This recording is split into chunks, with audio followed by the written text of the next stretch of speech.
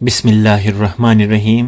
حدیث شریف میں ہے کہ جس نے کسی شخص کی رہنمائی کسی اچھائی کی طرف کی، اس کو وہی اجر ملے گا جو بھلائی کرنے والے کو ملے گا۔ تشریح یہ ہے اس حدیث کی کہ اسلام ایک مکمل ضابطۂ حیات ہے۔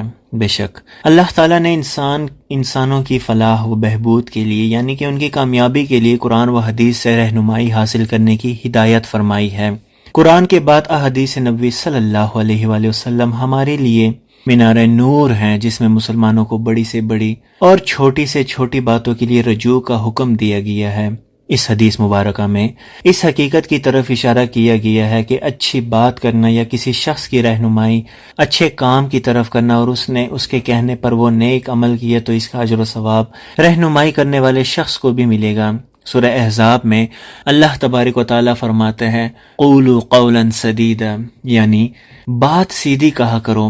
حضور پاک صلی اللہ علیہ وآلہ وسلم نے فرمایا کہ کسی مومن کو اچھائی یا بھلائی کی طرف راغب کرنا اللہ تعالیٰ کو بہت پسند ہے، یعنی کہ یہ اللہ تعالیٰ کو کافی زیادہ پسند اور محبوب عمل ہے، اور ایسا کرنے سے اس شخص کو اجر کے طور پر نیکیاں لکھ دی جاتی ہیں، کیونکہ اسلام بھلائی اور خیر خواہی کا دین ہے اور کسی بھی مسلمان کے نیک عمل کو ضائع نہیں کرتا۔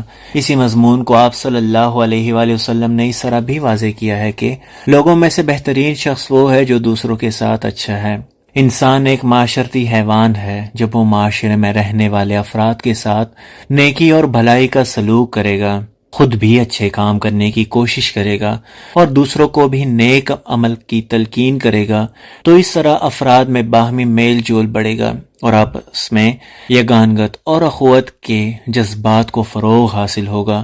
مسلمان پر لازم ہے کہ نہ صرف خود نیک اور صالح اعمال انجام دے، بلکہ دوسروں کو بھی نیکی کی ترغیب دے اور برائی سے روکے، کیونکہ اچھی بات کرنا بھی صدقہ ہے۔ گویا ایک مسلمان حق بات کرتا ہے، کسی کی دل آزاری نہیں کرتا، کسی کو تکلیف نہیں پہنچاتا، اور اپنے مسلمان بھائی کو اس کی تلقین کرتا ہے، تو اس کا ثواب اللہ تعالیٰ کی راہ میں صدقہ کرنے کے برابر ہے۔ اللہ اکبر۔ اللہ تعالیٰ ہمیں جو بھی سنا اور پڑھا اس پر عمل کرنے کی توفیق عطا فرمائے، آمین یا رب العالمین۔